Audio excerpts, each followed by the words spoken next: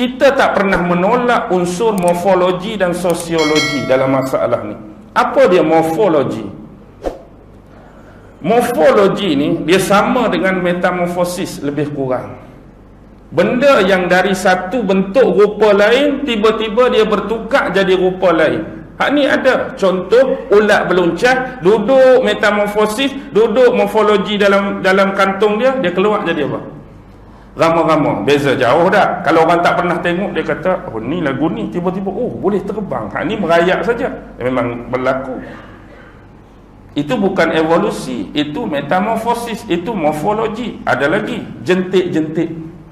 Tengok jentik-jentik tak sangka hadut dalam ayat tiba-tiba boleh terbang. Apa dia? Nyamuk jauh beza. Tu metamorfosis, tu morfologi. Itu kita boleh terima.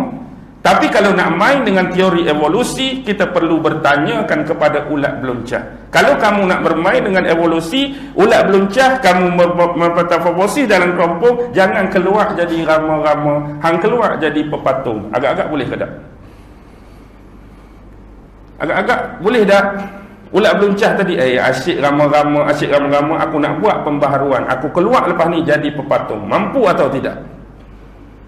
Tak akan mampu. Ataupun nyamuk, lepas ni asyik jadi nyamuk, aku nak keluar jadi kumbang pula. Agak-agak jentik boleh jadi kumbang ke tak?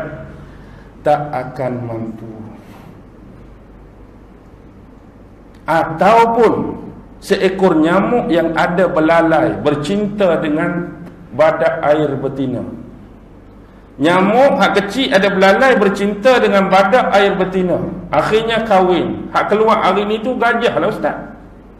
Hak besar gajah tu ikut belah mak, badak ayah. Hak ada belalai tu ikut bapak dia. Walaupun kecil ada belalai. Boleh terima ke tak? Boleh terima ke tak? Sorry to say,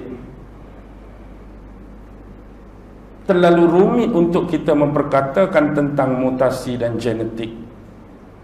Sukar untuk kita mempercayai teori evolution. Teori evolusi ini payah. Dari sudut sosiologi mungkin boleh berlaku macam isu kes Tarzan. Biarlah kita terima isu Tarzan. Bapak mati, mak mati, dia terjatuh dalam hutan. Siapa yang jaga Tarzan? Gorila.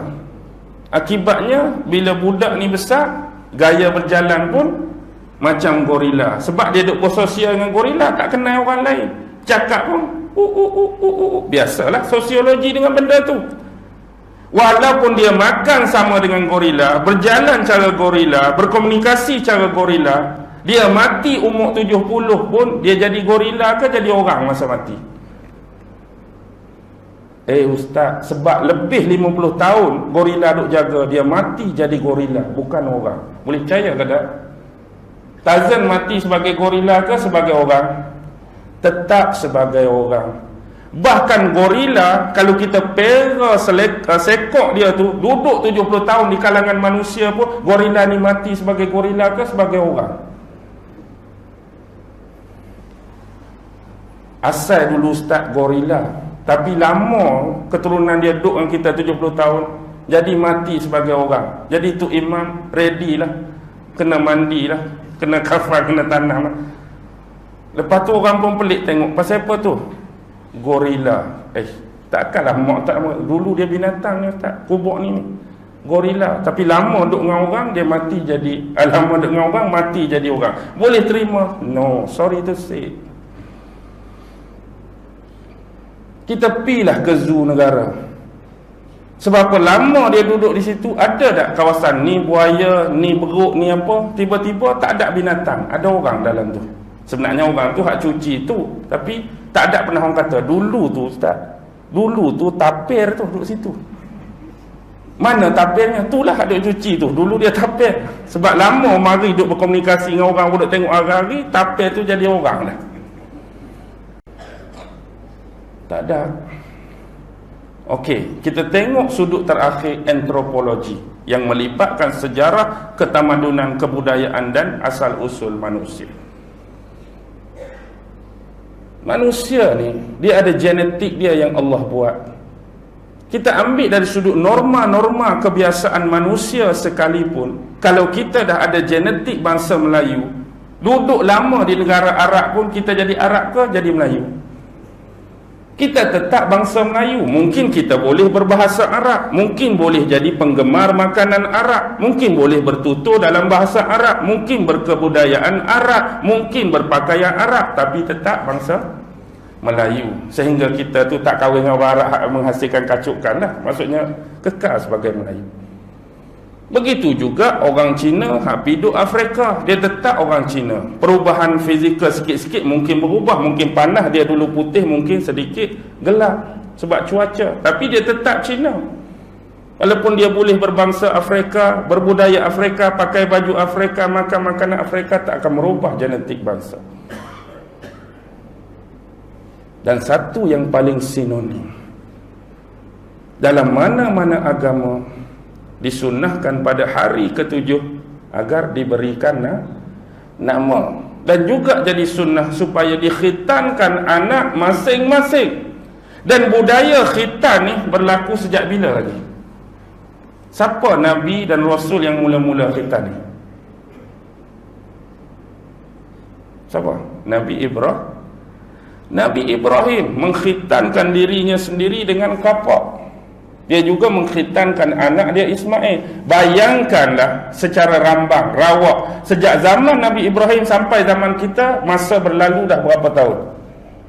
Rambanglah rambang. 10,000 tahun? Taklah 10,000. Sejak zaman Nabi Ibrahim sampai kita 10,000 tahun, setiap anak yang dilahirkan, zuriat yang dilahirkan, lahir khitan, lahir khitan, lahir khitan, lahir khitan. Ini dah jadi kebudayaan. Ini dah jadi satu benda yang wajib dan mesti.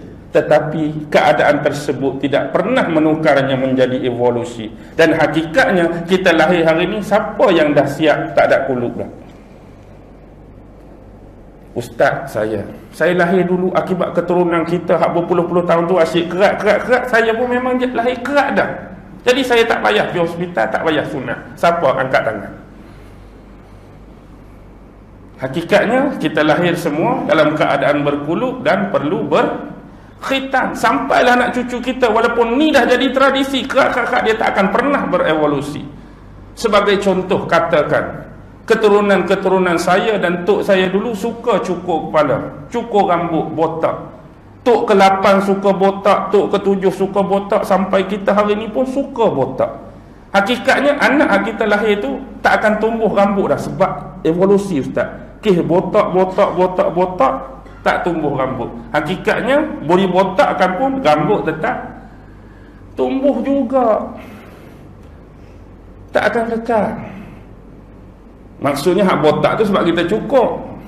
Ni kalau boleh evolusi ni jadi tak payah cukur dah, botak sepanjang masa, botak yang berkekalan. Ada ke tak? Tak ada, tak akan ada. Dan inilah yang hakikat perlu kita faham dan perlu kita tahu. Jadi bila kita tahu dah dengan jelas penolakan-penolakan terhadap mereka dan dalil-dalil dan bukti dari sudut akal, hujah rasional dan hujah saintifik sekalipun, sebenarnya mereka tidak boleh menafikan bahawa Allah itu benar-benar ada dan wujud.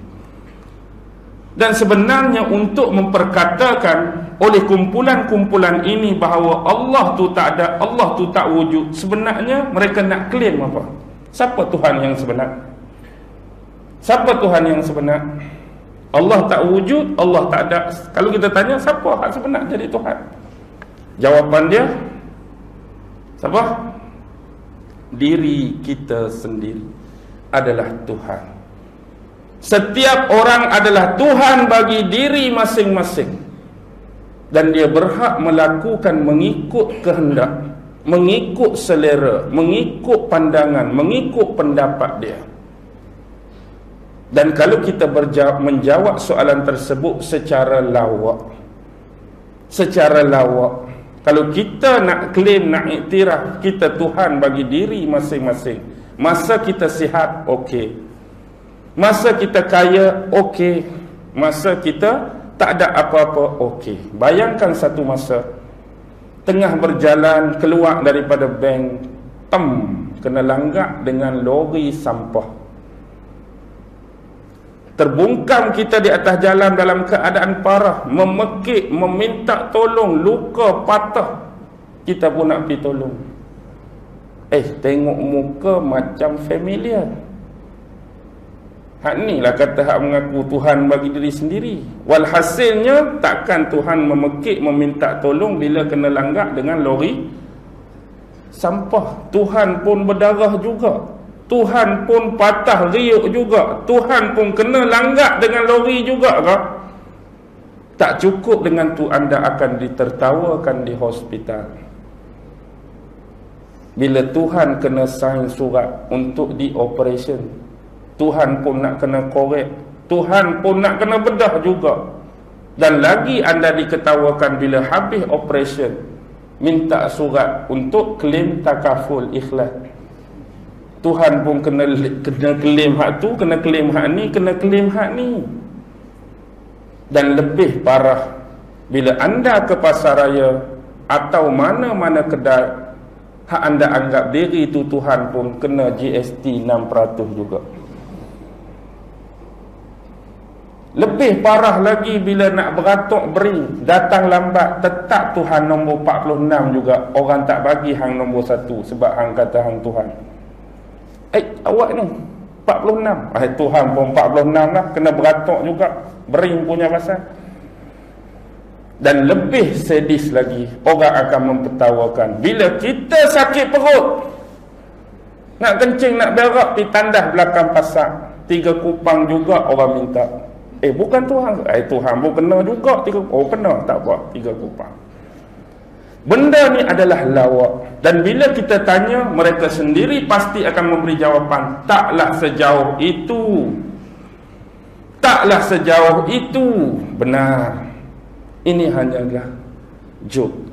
Tetapi hakikat je memperkatakan kita adalah Tuhan bagi diri sendiri. Poin yang paling utama ialah untuk melegalkan, untuk menghalalkan setiap perbuatan-perbuatan yang selama ini mereka anggap dalam doktrin agama yang menghalang manusia daripada melakukannya. Kebanyakan hak mereka nak legal, hak agama, hak perintah-perintah Allah yang Allah larang itulah mereka nak buat.